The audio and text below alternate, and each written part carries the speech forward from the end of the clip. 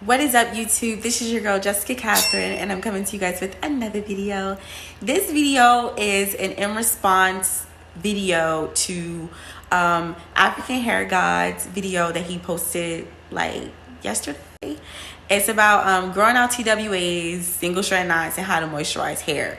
And the first couple minutes, he's talking about having TWA should be the easiest stage of your natural hair journey, and it's so not, because he then goes 18 minutes and explains how it's hard maintaining the TWA. So it's just like, I just had to make this video just to make it a full and comprehensive video, just to add some sprinkle to what he's saying. So moving forward in the TWA community and the natural hair community, we can have some clarity as to how to care for TWAs.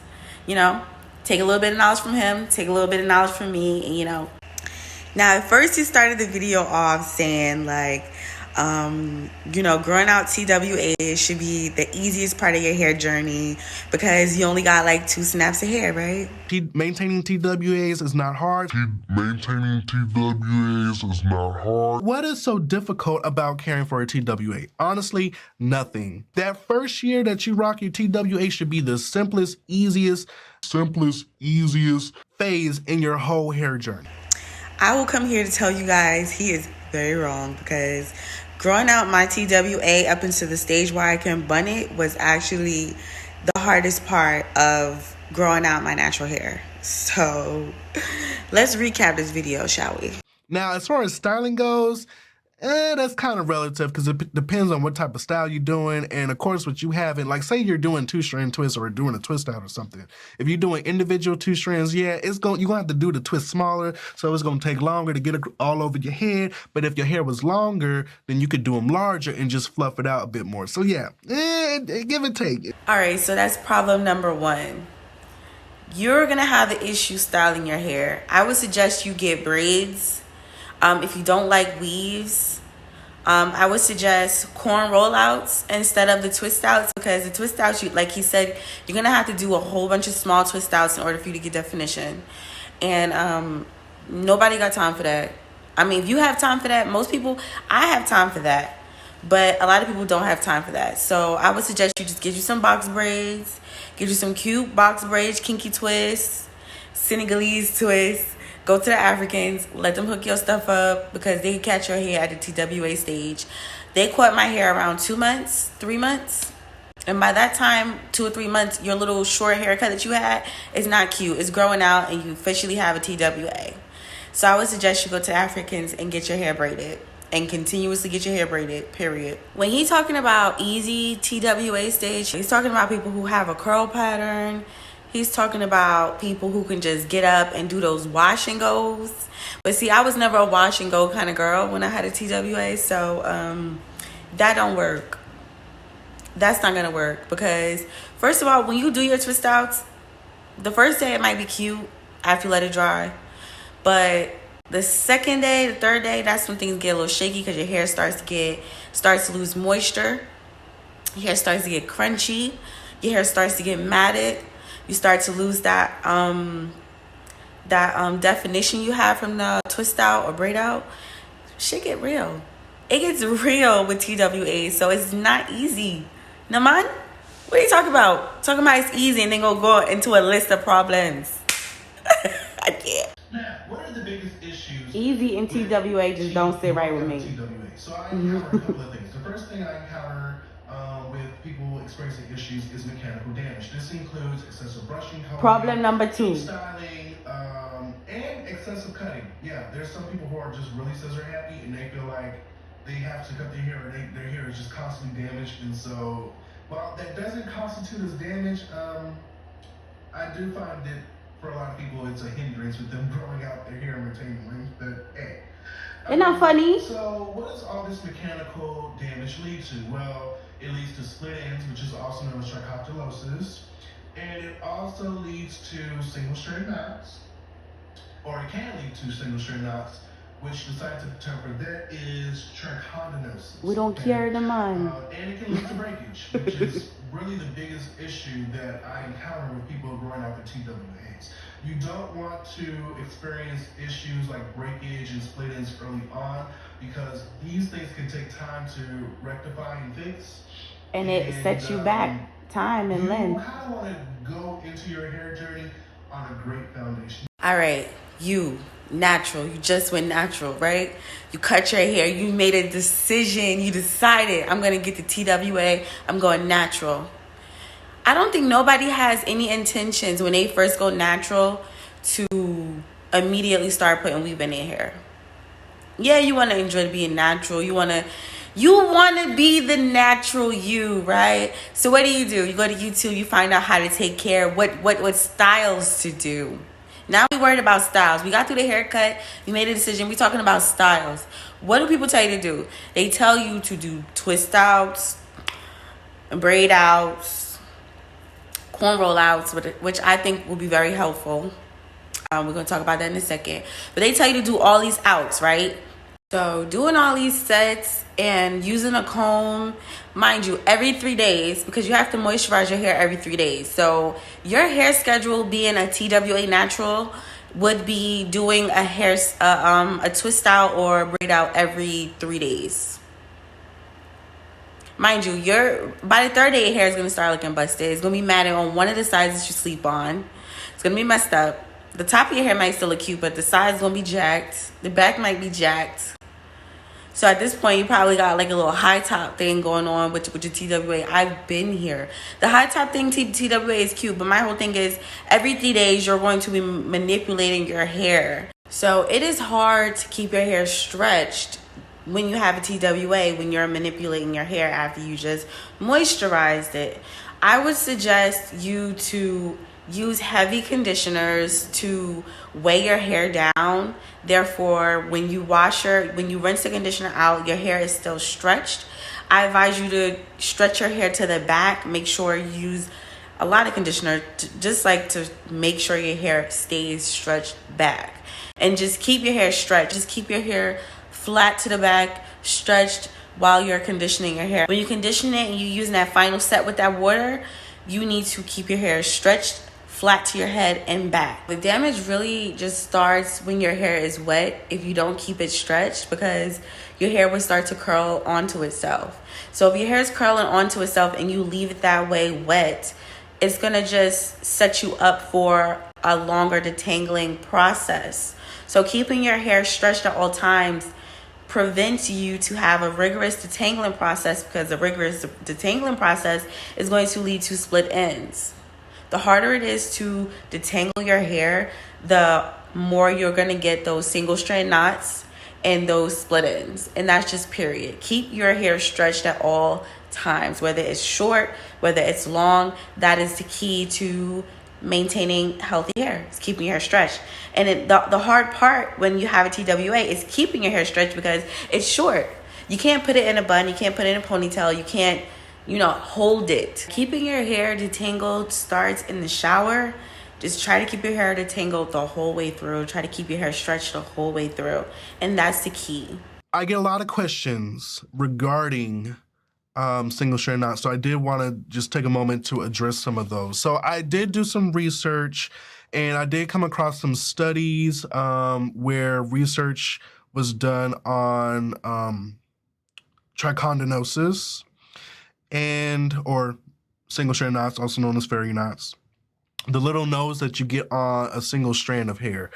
So there tends to be two causes of it. For some people, and I would imagine it's a very small percentage of people, it is just genetically, or just they're just predisposed to have those nodes on their hair. Like their hair literally just grows out, and for some reason it does this weird funky thing as the hair grows out, and it causes it to form into like a little cherry knot. Yeah, I would imagine that's a small percentage of people. The rest of y'all, it's self-induced. You're doing too much. You're not doing enough. And people would think that you don't experience single strand knots on TWAs, but I've seen it happen. To prevent the single strand knots, I would imagine that you need to take more care in making sure that your hair is constantly hydrated throughout the week. Do not allow your hair to dry out excessively, as this could lead to it. And I also believe that the brushing and the combing, sometimes when our hair is brushed and combed, it causes the strand to stretch. And if your hair is not properly hydrated with water, the elasticity is not there. So it overstretches and maybe it pulls back in and forms this little weird looking bump on the hair strand. Great, let's talk single strand knots. He is almost right. Single strand knots are formed when your hair stretches and it recoils. And when it recoils, it creates a knot. It's a curl. So when you stretch it out and it recoils, they sometimes form knots. So that's pretty much what it is. It comes from when you're styling your hair and you have a recoil. To prevent single strand knots, after you detangle your hair or comb it out, hold it. Don't allow it to recoil. Period.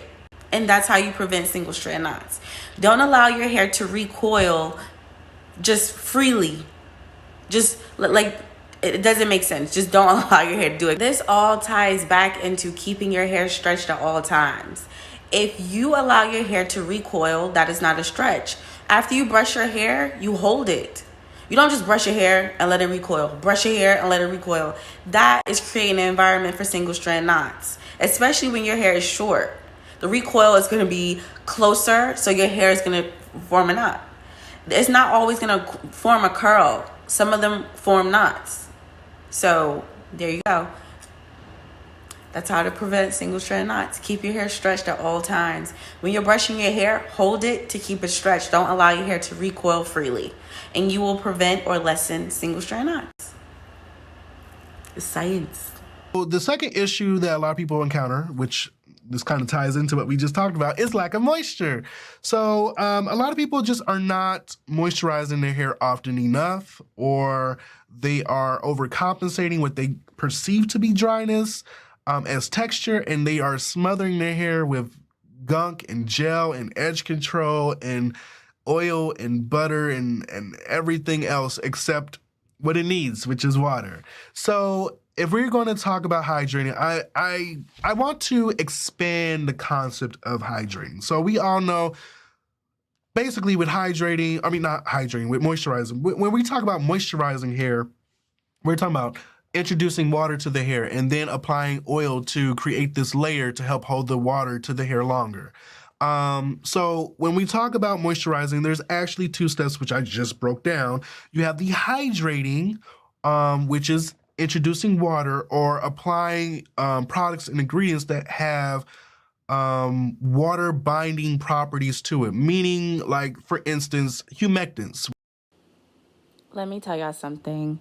Humectants will ruin your twist out, okay? If you are trying to do your twist out, do not use a humectant product because it will draw in water from the elements around you, meaning it will make your twist out wet and your hair will start to revert. All right, please and thank you.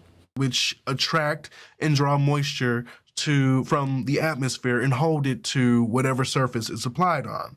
So this would be glycerin. This would be things like, I guess aloe vera. I've heard of some oils also.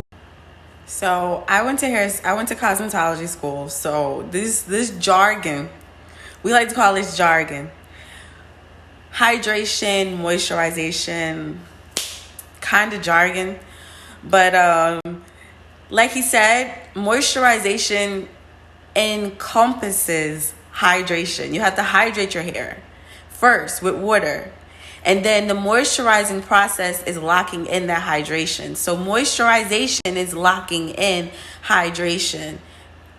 Simple. Moisturizing TWA is hard because one, you have to moisturize your hair every 3 days. You have to style your hair every 3 days. You have to manipulate your hair every 3 days.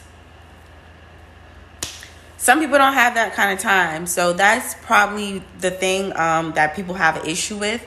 As TWA people, you go into the beauty supply store, you're excited, you're looking at all these products to hydrate your hair, to lock in the moisture and all this other stuff.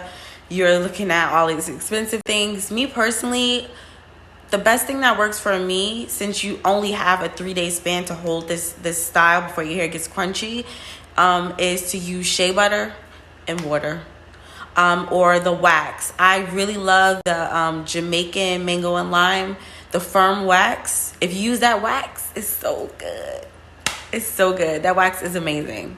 I use that wax till this day to lock in my moisture, and it works miracles. I don't really like using the gels when you're doing a twist out.